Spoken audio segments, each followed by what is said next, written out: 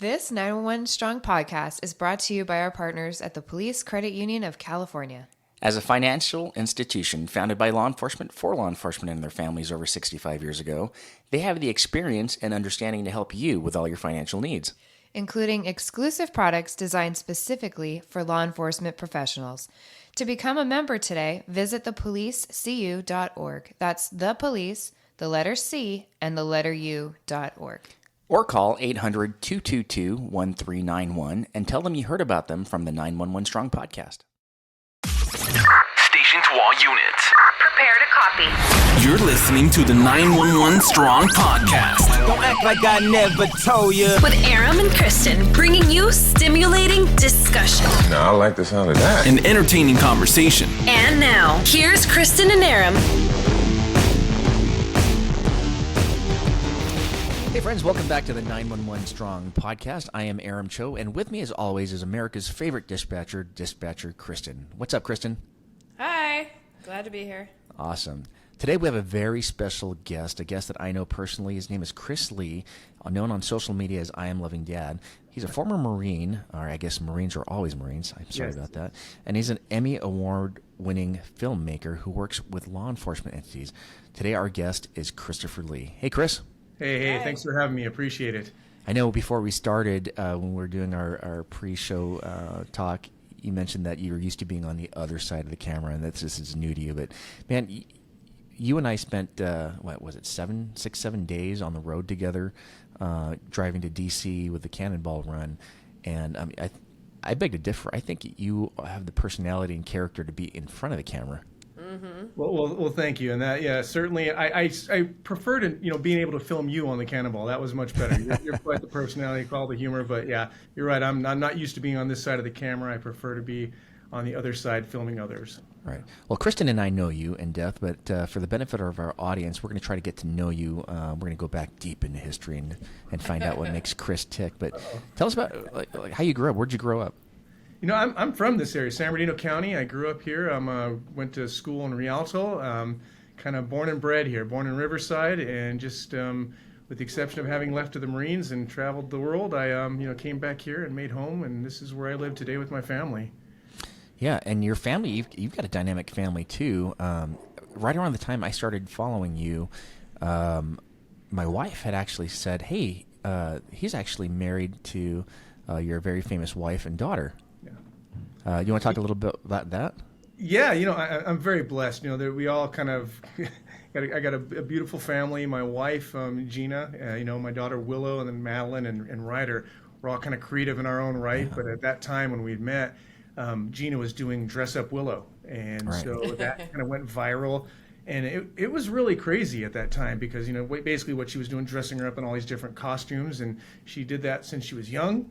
When she was born, and then just kind of took it up until she was 5-6 years old, and it was just pretty cool because the world once something goes viral and you see you hear that word, once something goes viral and you see the machine actually happen and it goes global, and you got people from Russia contacting her, and you got the Tonight Show, you got all these different places, and you're just thinking that's my daughter. It was crazy to think. So and she's gifted in her own right, Gina, and so it's I'm blessed to kind of be a part of this wonderful family. Yeah, she's an accomplished filmmaker. She has an photographer, and she has an eye. But so are you. You've got this vision, and it's given you accolades with the Emmy committee as well.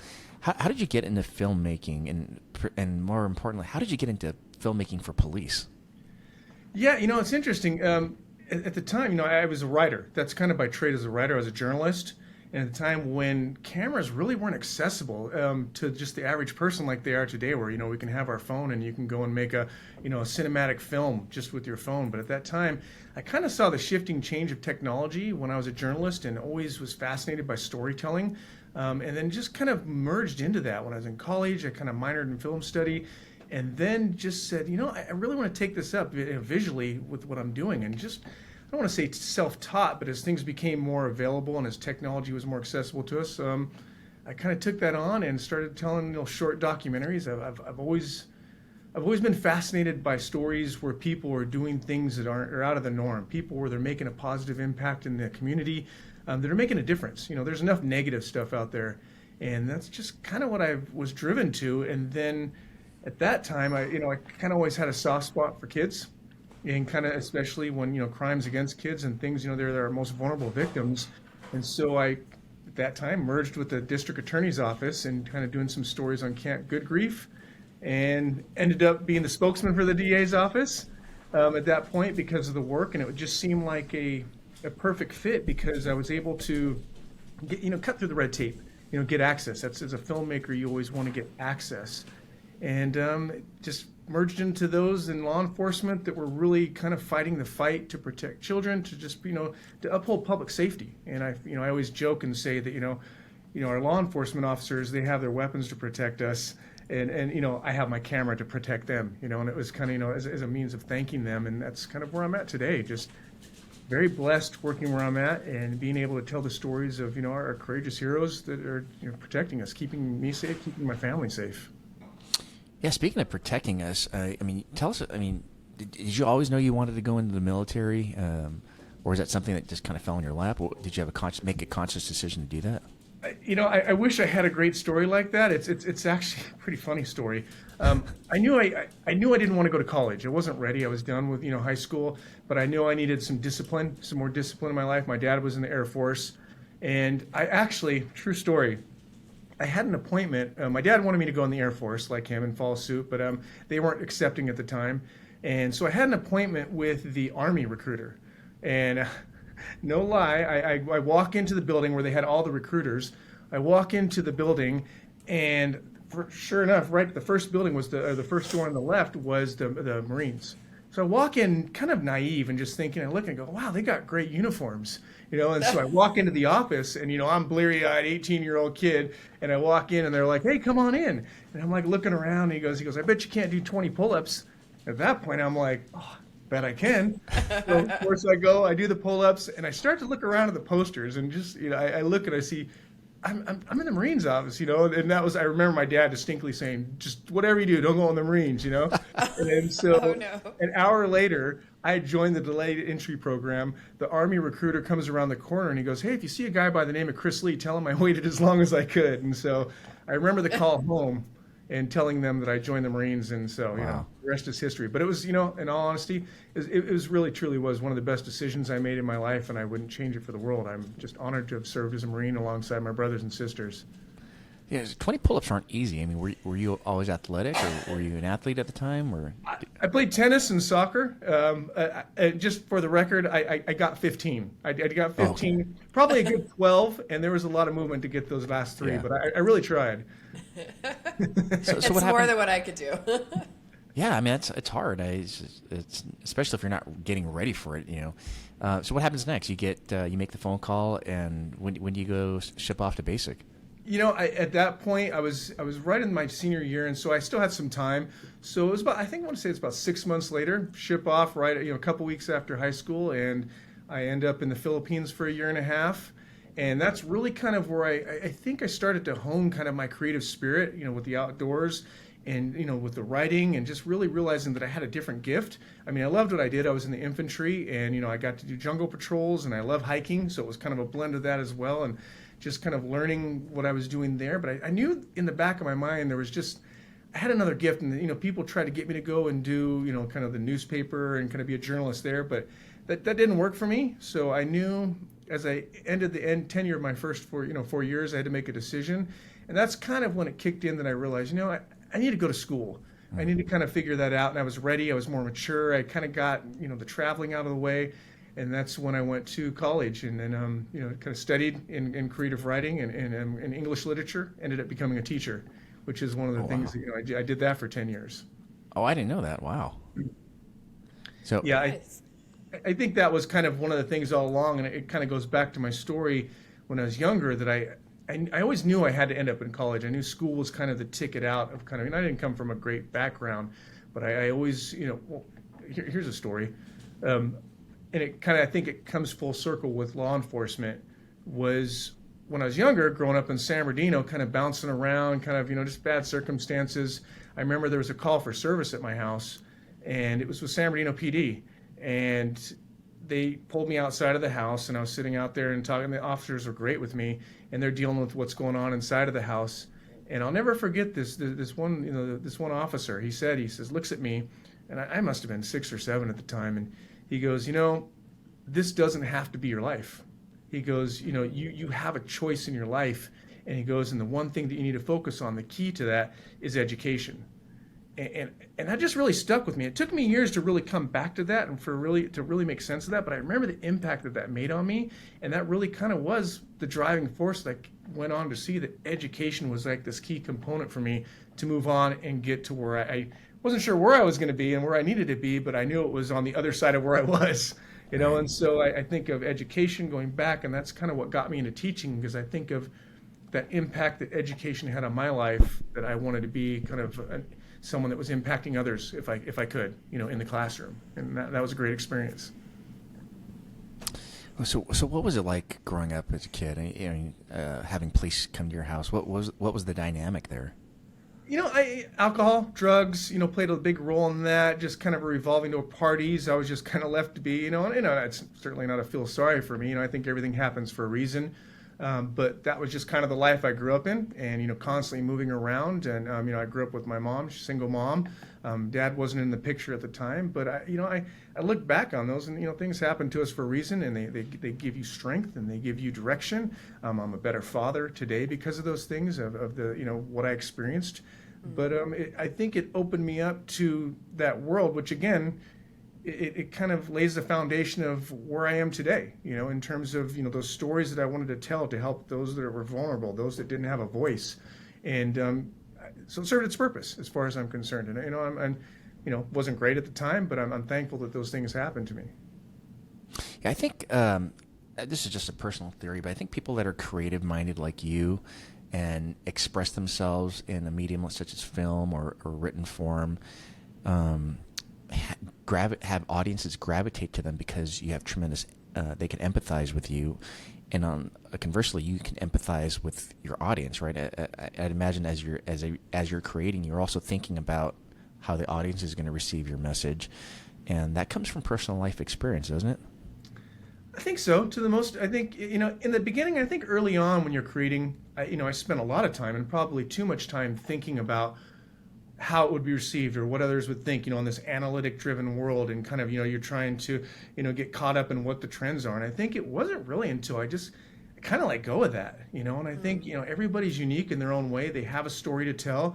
And once you kind of, and again, that comes with experience, the younger me certainly was not like that. But I think once I let go of that notion of trying to please others and just doing what I know I feel is right and what my gut tells me is right, I think that's really when I came into my own and kind of felt comfortable with my stories, and in my opinion started to produce better work, because it was who I was, and not worried, didn't have a hint of what I thought other people would think about it.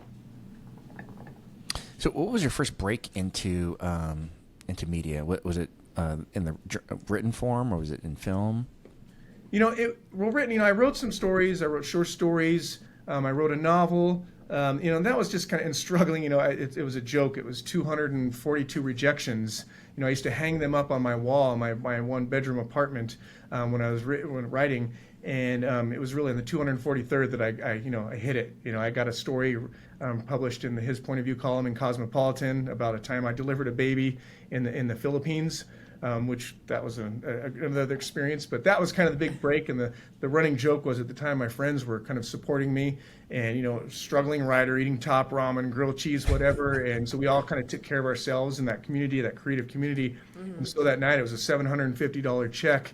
And so we went out, I paid a few bills, and and after that I treated all my friends to steak dinner, and that $750 was gone in one night. So wow. It was great, but it felt so great to be able to do that, to give back to those who helped me and believed in me and took care of me. And $750, it's a lot of money. I mean, at that time it was a tremendous amount of money, especially when you're living on top ramen. But that when was this? Oh gosh, oh man, I want to say that was 1997, 98, somewhere around there. Yeah. So, but yeah, that was it. Well, tell us a story of it. What happened? Of the baby? Yeah. Yeah, it's kind of crazy, standing post, and we're in the jungle in the Philippines, and there's 25 square miles at the time the base is closed. of jungle. And so we're standing out there on post, and we're with the Philippine Marines, and it's the graveyard shift. And I'll never forget, this lady's running up to the gate, and there's about a half-mile stretch, and she's running up there. And at that time, there was communist insurgents at the time in the Philippines, and that we were dealing with, and she's running up, and so we're hollering, halt par, we're telling her to stop, and she keeps running, and we're, I'm at this point, you're what do I do? It's like I have this lady running towards me. What's going to happen? You're kind of, you got your weapon drawn, and I'm looking, and as I look closer, I see she's kind of running, and she, has something in her stomach, and she was actually the wife. She lived off base, and she was the wife of a chief petty officer who was coming on base to deliver her baby at the Naval Medical Center. And so at that point, we're 5 miles out before, 15 minutes out from anything. And she comes out, and she's sitting there, and I'm like, oh my gosh, she's pregnant. So we're all sitting there, and I look at the Philippine Marines, and they're like, no, nothing of this. And she started to deliver the baby, and we're, I'm mind you, I'm 18 years old, and I'm freaking out at this point. And so I'm like, well, what do we do? So I'm like, we got our flak jacket, we put it under her head so she's comfortable, and we're all just standing there. And so now comes the moment where, she's delivering, and like we have to figure this out. So we pull her dress up, and we see the baby, and I'm thinking, okay, I don't know what to do.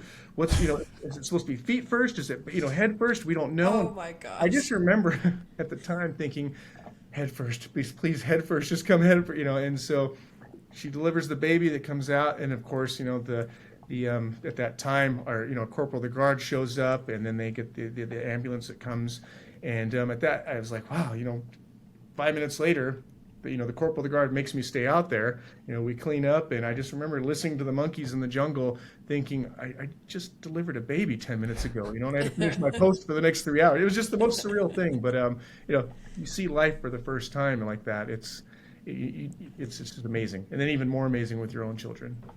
Wow, that's similar to how Kristen delivered her first baby, right? You were just ran into the... I'm just kidding. It was a story, but nothing that crazy. Similarly, I was born on an army base in Seoul, Korea. My dad had met my mom in Korea, and they were living on base. And I think there was a contracted hospital there in Seoul, but the base was called Fort McClellan. It's not there anymore. So I was born there, and fast forward, my fourth kid, I ended up delivering. So we were. But tell us where you delivered your kid. Yeah, so in the front seat of our Ford Expedition. Oh no. Yeah, so man, I'm trying to get all the details right, but this is our fourth kid now. We're professionals. We've delivered babies. The first three had to be induced because she was notoriously late with her pregnancies. So they'd go beyond 2 weeks, and we go to the hospital schedule. It'd be scheduled, and they'd induce her, and we'd deliver. And I say we, but her. Well, our fourth one, about 2 weeks before she's supposed to be delivering, my wife wakes me up at midnight and says, "We gotta go," and she's already packed. She's got her makeup on. She's got her hair done. She's dressed. I'm like, "You've been planning this for a little bit." She's like, "Yeah, but we got to go now." I'm like, "Oh, okay." So she's having contractions, and I knew by this time how far the contractions to be timed out. And we lived 27 miles away from the hospital we were supposed to go to. And so I'm like, okay, we're just going to go there because that's where our other three kids were delivered. We get to mile 25, and my wife is lifting herself up off the seat because she's like, "She's coming out." I'm like, "No, not now." We're in like the worst part of Pomona on the corner of Holt and Town, where sometimes you see prostitutes and drug dealers and homeless. So I pull into the first well-lit parking lot I can see, and that was a McDonald's parking lot. And it said 24 hours open. I'm like, yes. I'm going to go there. I'm going to get some clean towels, some hot water, and a McDouble, and maybe a McFlurry if the machine's working. And but I knock on the door, and she's like, I'm like, "My wife's having a baby." And they're like, "We're not open." I said, "Your sign says 24 hours. And he's like, "The drive-through is." So I go back to the front seat. 911's already called at this time. And I basically play catch, right? The body does an amazing thing. It pushes the body out, my daughter out. And I play catch. Nothing to cut the umbilical cord with. I lay her on top of Liz's chest. She has a hoodie in the back seat, so I cover her with that. And then the paramedics come. And the first thing they say after they look at her is, "Thank God you're not a prostitute." So apparently that month a month prior, they had delivered a baby to a prostitute on the street. That firefighter that was there, that paramedic, was someone I had worked with in my city. He had just transferred to that station, so it was kind of a welcome relief to have to know that I was going to be taken care of. Yeah. But yeah, I mean, that's a wild ride. Any baby delivery, I've never heard any outside of the hospital delivery story being not being wild. So kudos to you, man. You're 18, and you're in a possible position, and you bring a life into the world. Oh, wow. Do you ever go back to that McDonald's? We have, yeah. Okay. Actually, the news came out. They heard the story. So I'm friends with a local news reporter, Kristen Devine. Oh. So I posted on our Facebook, my private Facebook, what had happened. And she says, "Hey, I'm sending Christina Gonzalez to the hospital." I'm like, "Okay, cool." And they did a story, and then McDonald's reached out to us, and they said they were going to give us a bunch of stuff, but they never did. So, but anyways, my daughter never believed us. Yeah. Like at least a Happy Meal on her birthday or something. I know they're not listening, but so we tell the story to my daughter. She's only 11 now, so she still doesn't really believe us because we always mess with her. And we were driving. I think we were driving to the fair, and we had a little bit of time before it opened, so we went by that McDonald's. I said, "This is where you were born." And she's like, "No, I wasn't." I'm like, "This was the exact stall. I remember. It was right in front of the door." I said, "No, I wasn't." And we don't even have that car anymore. She's like, "Well, where's that car?" So she thinks to this day, I think she thinks we make up that story until I show her the clip. But yeah, fun times, man. That's a great story. Okay, so you've been a Marine. You've taught. You got this article on Cosmopolitan. Was that your big break, or did you still have to kind of push through? Well, I think I went on to become a reporter, and I think big break is such a crazy thing, because I still think I'm constantly evolving. But I don't. I mean, I knew that I needed to move on to film, and I knew that was kind of where my heart was leading me, into the visual medium. That's when I kind of, after the teaching, I got a break with the DA's office. I knew that was going to give me access to the stories that I wanted to tell. That was kind of where I was really starting to hone my passion in the types of stories, because I was kind of all over the place just with people in general, and just kind of following the story of just people.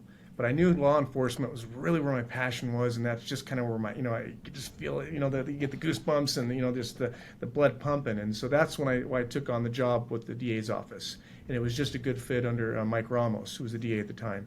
And so that just kind of, I don't want to say fell into my lap, but the timing was perfect for me to make that move. And it was a big career jump that I was a little worried and nervous about at first, but, my wife supported me, Gina supported me, and, the family, and just, it was the right time. It really was. And I want to say, I always joke and say that, my claim to fame and the big break was really when I was doing my documentary on human trafficking. Mm-hmm. And I was really the first person that snuck into the Player and Pimp Ball. I went undercover there. And that film, which I spent good 8 months working on it, over the course of the year, and editing and everything, put that out. And that's kind of what really I felt like this is my place. And these are the kinds of stories I want to tell. And, and then obviously, I'll never forget that at the time, no one had really snuck into there in law enforcement. And so I was kind of the one, people were calling me, "Hey, how'd you get in there? How'd you get in there?" And there really was no amazing story. I just asked, and I think they looked at my website and they saw that I was doing work with, with kids. And it was just kind of weird. I was like, well, why didn't, the PR guy that was working literally for the Player and Pimp Ball, which is an annual thing that they have, says, "Hey, I checked out your work. We want to give you access." And they gave me access. And so I went there, tried to go alone, but then once the sheriff and the DA found out, they, my sound man was an undercover officer. And so we went in there and, snuck in there and exposed that and what was going on. And it just happened to be in Hollywood that year. And, I think shined a light on, human trafficking. And obviously the work that was already going on at the DA's office with the prosecutors and the DA and what they were doing. It just was helping to, again, tell that story, but not just the DA's office, but law enforcement and just really across the nation at the time. So what is the Player and Pimp Ball? It's almost unbelievable. And so I was doing my research at the time, and really hadn't even started my film. And I knew I needed to find out more about this topic, and it really kind of came about, the story. I knew the DA's office was doing, they had a couple of prosecutors that were looking into it. It wasn't really a big thing at the time that people were looking at. And I remember my dog, I was on Facebook, and it was late, and my daughter woke up, and she walked by me, and she was 7 or 8 at the time, and I saw a thing on Facebook that said the average age of girls entering into the game, into prostitution, was between 11 and 13 years old. And her walking by at that moment when I read that, now that I think of it, she was 9 because she was a few years removed. I thought, here she is a few years removed from that age, and it just couldn't fathom that. And so I went in the next morning, talked to the DA, Mike Ramos at the time, and says, hey, I want to do a documentary on human trafficking. And I hadn't been at the DA's office really that long. He goes, have at it, let's do it. And so that kind of started the journey to where I created that film and just had access to that. And as I start to read the research, they have this thing called the Player and Pimp Ball. And it's usually in Chicago. And what it is they award the top pimp across the United States. So all their peers get together. I mean, you can go on YouTube and see it. It's absolutely crazy. And I thought, come on, this is a joke. But it wasn't. And so that year, it was the first time that it was actually going to be held in Hollywood. And that was actually 2 weeks later. And I thought, oh my gosh, I've got to be there. I've got to be there. Because I thought maybe I'll go back to Chicago and film this and try and get in there. And I had time. And so that's when I called him up. I go down there, and it was hosted by Snoop Dogg at the time. And there was a lot of gay B-list actors that were there. I think Wiz Khalifa was there at the time, and some of the artists. And it was just unbelievable to think of what was going on there and to see, that this was happening. And I remember I at one time, this was when Green Bay, I was a Packers fan at the time. I've kind of come full circle. I'm a Rams fan now. Back to my Rams. They came back. Once they left me, I was excited. But I remember at the time I was sitting there at the bar. We actually snuck into the bar as well afterwards where they had the event because we were on the red carpet, which was actually green. They called it red. But we get in there, and I'm sitting at the bar. And, I'm undercover. I have no camera except my phone. I'm just thinking, okay, what do I do? And so my sound man had gone, he took off. So I just kind of sitting at the bar. So having that conversation, and two pimps walk up next to me. And I think it was Pittsburgh. They were Pittsburgh fans at the time. And so we're having this conversation, and we're talking football. And I'm like, oh, come on, Green Bay. And then they're getting really kind of like passionate. And I just remember going, I wish someone would take a picture of this because I want to have this moment where here I am having a great conversation about football with two pimps who have just, been crowned, pimps of the year, and it was one of those surreal moments. But I'll never forget at the end of the night at the Player and Pimp Ball, it's like 3:30, 4 in the morning. And so we're out there, and Frank Navarro, he was with me, and he's since retired. He comes up and he goes, hey, Smokey the Pimp invited us back to the after party. And I look at him and I go, are you crazy? I go, we can't go to Smokey's house. He's like, come on, we'll get great footage. I go, what if they, I was like, you have a weapon. All I have is a camera. We can't do this. And so somehow he talks me into it. And I'm like thinking, okay, well, let's, let me make a phone call. So I remember calling Gina on the phone. I was like, okay, because she was kind of, finding out what's going on. I go, hey, I'm going to be a little late. And and she goes, well, what's going on? Are you okay? Everything. I said, yeah. I go, well, Smokey the Pimp invited us to the after party. And there was this long pause on the phone, and she goes, you're not going to Smokey's party. You're going to come home right now. And so there I was. I was like, yeah, you're probably right. And so I went home. Yeah, but didn't go to Smokey's party. Probably a good thing. Oh, that's awesome. Crazy. I mean, that's like police work right there. That's like real undercover police work. It was, I think at the end of it, it was great to be able to be a part of that. And yeah. I remember one of the interviews that I got, and it's the opening scene of the documentary, and the documentary is called Teenage Sex for Sale, Human Trafficking in San Bernardino County. And there's a moment, and it's always that moment when you're getting just gold. And I'm sitting there interviewing him, and I have my camera, and I'm thinking, I just keep looking at the camera, hoping don't malfunction, get this shot, because this is why I was here. And I remember there was just a moment that I remember looking over at one of the booths, because you see all the pimps walking in there. You got the girls that are hardly wearing anything that are walking behind them, and they're just stone faced, probably just dope sick, and it's a really sad affair. And so I remember seeing one girl that was sitting over in a booth waiting for all the shenanigans going on the red carpet and everybody doing, they got their gold chalices. And I looked at her, and I knew she didn't want to be there, and I knew she didn't belong there. And I just kind of had this kind of sympathy for her. But at the same time, I remember her looking at me and her going, you don't belong here either. And we had kind of this shared moment. And I always think that that's the one moment in the film. It's like, that's the girl that, that's the one that you hope gets out of the game. That's the one you want to tell the story that you hope get help, and it's just a sad state of affairs. But I remember that connection. It was nothing was spoken, but we knew that neither one of us really wanted to be there. Yeah. You were in that situation without a gun, and I'm never comfortable without a gun. And you mentioned that your partner had a gun. Did you eventually get your concealed weapons permit, or? I didn't. No, I'm not a big gun guy. Okay. I mean, I loved shooting the 50 cal. That was fun in the Marines. I didn't, but I still I'm getting there in it now because my daughter's going into law enforcement. Oh, and so she's asked. So now I'm like, okay, now I gotta step up my game. So wow. Okay, we'll talk about your daughter going into law enforcement, how you feel about that in a second. But I wanted to talk about when you're ready to get your first gun. I got to take you down to Proforce because you and I don't live too far from each other. And Proforce is actually right in the middle in Brea, California. They're the best gun shop. As a matter of fact, you'll probably be going with your daughter because it's like the playground for anybody in law enforcement. Not only do they have the most selection of every gun out there, they're only open to first responders. You have to badge your way in. You have to ID yourself. And friends and family of law enforcement can go in too. But they have a tremendous selection, and they have people like you, people that have served, former Marines, former military, former law enforcement that know the nomenclature of a gun. So it's not like you're going to go to a sporting goods shop and where the guy maybe knows one or two things about fishing rods and nets and stuff like that and guesses on guns. If you want a quality gun when you're ready to go, I'm going to take you because it's going to open your eyes. You're going to be a gun guy, Chris. By the end of that visit, I just don't have my CCW. Oh. Or your daughter's going to be dragging it. Okay. Well, you can still have one at home. Definitely, we'll definitely take my daughter. Yeah, Proforce in Brea is, I mean, I've seen it transform people. It's like a candy store. Once you get hooked, you're hooked. You're going to be, by the time we revisit this in a year from now, you're going to own a dozen guns, guarantee it.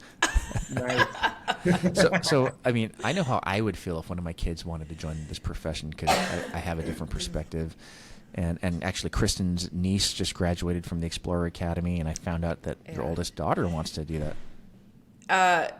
Not my oldest daughter. Oh, well, Chris. I'm sorry, not your oldest. Sadie. My middle daughter wants to, and so she talked to our chief and the Explorer Academy.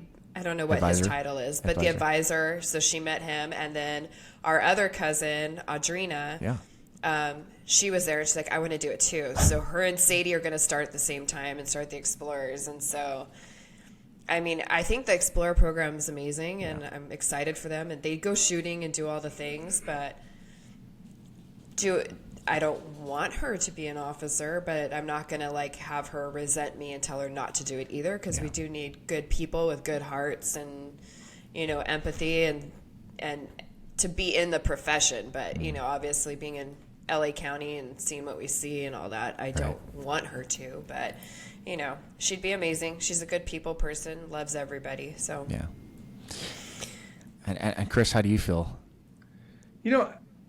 She's always kind of been wired that way, and I think it goes back to what Chris was saying. Of course I worry as a parent, but I think she's a good person. This is what she wants to do, and who am I to tell her what to do with her life? I think I commend her even more, given the current state of affairs, and how, for young adults now to want to go into this profession, and that's, obviously there's the fatherly fears, but I think for me, I'm happy for her because she's gonna do great work. I'm proud of her. It's just a proud dad. Yeah. I'm proud of all my kids, but I think from that perspective, it certainly has heightened my awareness in terms of my mission of what I do as well. Not to bring it back to me, but I think, when I think about that and trying to be able to, I don't want to say change the discourse with law enforcement, but to have a voice with what's going on and to fight for our law enforcement officers. It's now, especially what we're doing here at SEBA, it's just,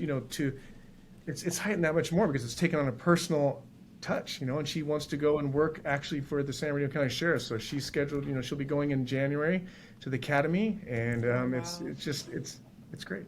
Yeah, you mentioned SEBA, and for the benefit of our audience, they if they don't know, SEBA is the Sheriff's Employee Benefit Association, and they're the bargaining unit and the police union, basically, for not just the Sheriff's Department, but the DA's office, and I think probation as well. And so that's where you landed, right after the DA's office. You got picked up by this amazing organization. Yes. Do you want to tell us about your role there now? Yeah, well, I'm the media production manager, and I was actually came from the DA's office, and then after the election, I used to be the spokesman of the DA's office, and so I had some time given when the election to really find a new job, and it was at a point in my life where I was like, okay, you only get so many turns here, and I don't like bouncing around too much, but I needed to figure out what I wanted to do. I knew what my passion was, I knew what I have to offer and what I bring to the table, and so at that time I was kind of looking at some other organizations, and so really wasn't finding anything that was a good fit for me. And I always knew that I had, okay, there was a day that I had to find out, like I got a family to feed, so I got to take on something. And so it just all kind of hit. I came in, to contact with SEBA and Lolita Harper, who was at the time was the communications director, who's now the executive director here. We kind of worked, in the same field. She was working for the Sheriff's Department in Public Affairs, so we had crossed paths before and worked together, knew of each other's work ethic, her work ethic as a journalist. Prior, we had kind of the same story, and she was looking to expand the visual components of what SEBA was doing, and was able to, and with the help of Grant Ward at the time, who was and still is our president, it was just a good fit. We saw that this is a good chance to really come together and really to help, protect the rights of our members, to tell their stories, to tell what's going on. And I brought it, that was about 5 years ago, and came on, and it's just, wow, it's kind of one of those moments where you feel like you've landed. Yeah. I've landed in this spot. This is kind of where everything, and I look back from the teaching in the DA's office, everything was kind of working to this moment where now I'm able to tell the story that I want to tell, and I have, especially Lolita Harper is our executive director, but she's also a producer on a lot of the work that we do. So it was really kind of having a team effort in how we put together the work, where it allows me to kind of handle the video side of it, the logistics, I don't want to say the creative side, because I think everything is creative, but in terms of the filming and the editing, and she handles a lot of the production, and even Grant gets in on a lot of that. So just have a really great team in place where we're able to do what we all love. It's good times. Yeah, you have a tremendous team. Lolita's awesome, and so is Grant, and it's like going to work with your friends every day, I'd imagine. It's not even work. Yeah, I mean, there's certainly, you put in some long days, and you enjoy the work, and everybody's really passionate about what they do here, and not just them, but just our whole team. So you won multiple Emmys, right? And that's like the pinnacle for people that are kind of in your profession, right, as far as the awards go. And not that you needed that kind of validation, but it's kind of nice to receive accolades like that, isn't it? Yeah, I mean, I'm not going to lie and sit here. I mean, it certainly is when you have your colleagues that recognize your work. I always say, I mean, on a personal level, sure, it feels good. You work hard, and and it validates the work that I put in to constantly hone my craft. I'm constantly doing that every day, trying to become better, always trying to do better than my last film, and so that's nice when you're able to do that. But I think the bigger thing is that it elevates the platform, I think, as well, and especially when the subject matter that I'm doing, it allows me access to be able to play the stories that we're telling and get that to a broader audience that might not be that might not normally come in contact with that. So in this case, it's it's law enforcement, and I enjoy telling those types of stories, whether it's humanizing the badge, telling some of the injustices that are happening against whatever it is, and dancing in all those worlds as it relates to law enforcement. So yeah, it's nice. So how many Emmy Awards do you have now? I have 3. Okay. I have 3, and I share one. 3. I share Just one with 3. Lolita. We Okay. got that was our first one, which we had for IMU, which was a public service announcement, and that was our first one. And I remember then that have one. 2 others. Wow, that's awesome. Yeah. Now, in addition to your work that you do here, I first discovered you as on social media as I Am Loving Dad. What was the premise behind that platform? It was really just I kept thinking I want to have something that just showcases my kids, showcases my family. It's kind of like a scrapbook. It's a digital scrapbook. I have rants from time to time. I always joke around and say, I want my kids to be able to go back if something was to happen to me, they'd know who I was and what I stood for. I mean, it's sprinkled with humor, but it's sprinkled with life lessons in there and things that were just, I try not to take myself too serious. and just having fun. That's really what it kind of started as, and just your Metrolink rant like popped up on my feed just recently.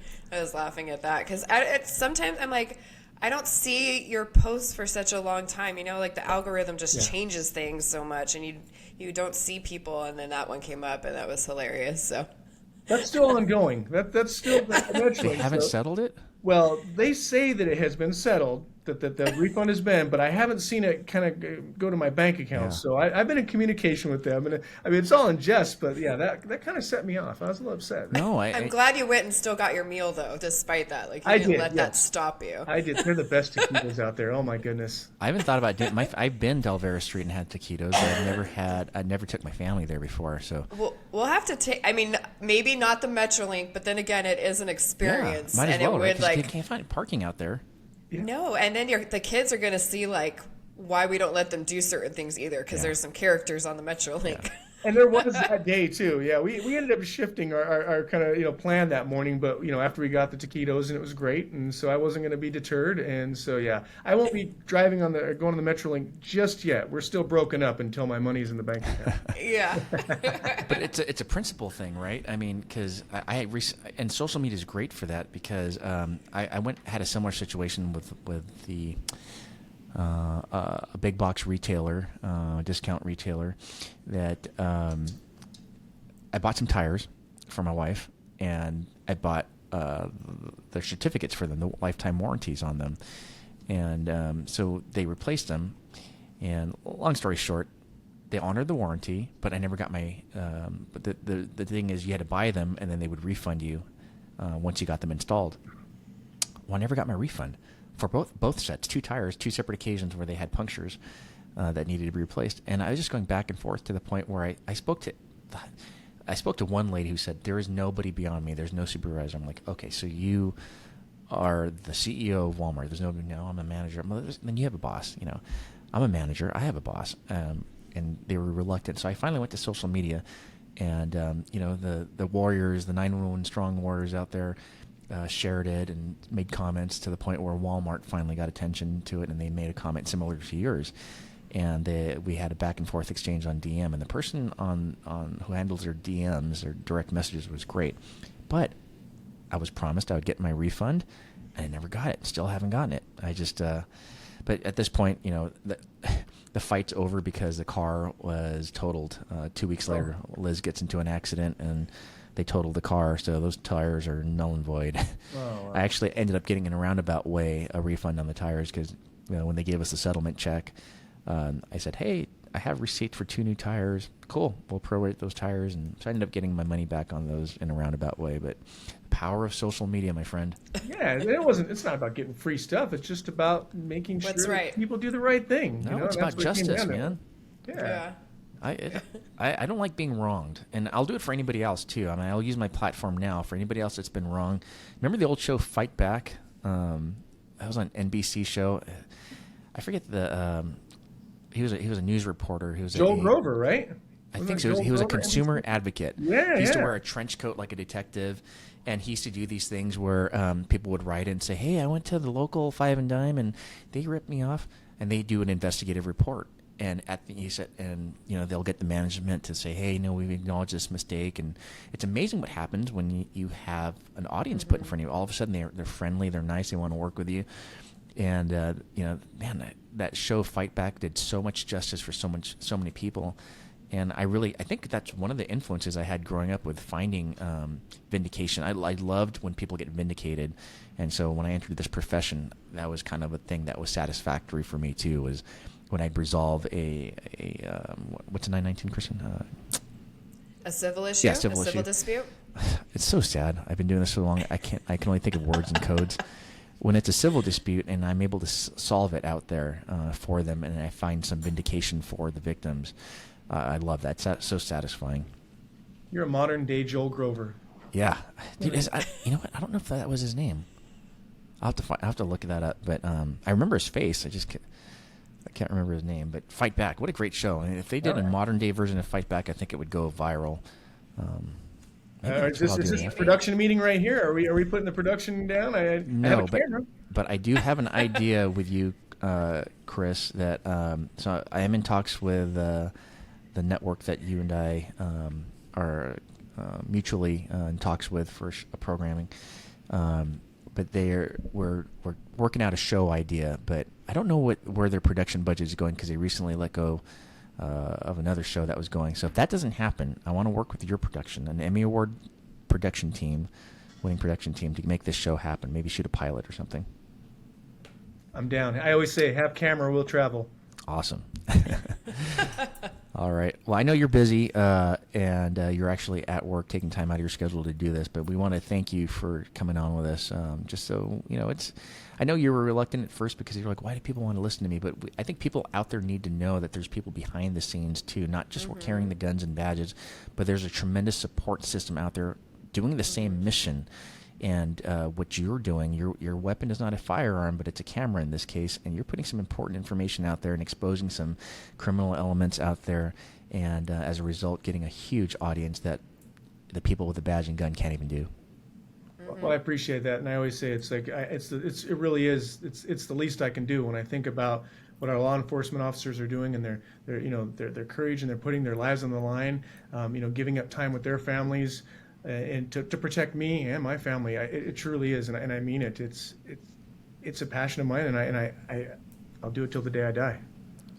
Well, thank you, Chris. Thank you for your service in the Marine Corps and to our nation, and thank you for sacrificing your time out of your day. And we want to thank you for listening. I know you have your choice to listen to just about anybody in your home and in your offices and in your drives home. So we want to thank you from the bottom of our hearts for inviting us into your world. And if you enjoy this episode, if you enjoy previous episodes, go back to the 911 Strong podcast and listen to the previous 90 episodes and tell your friends about us. We're constantly getting messages. We just got one the other day, Kristen, that I shared with us.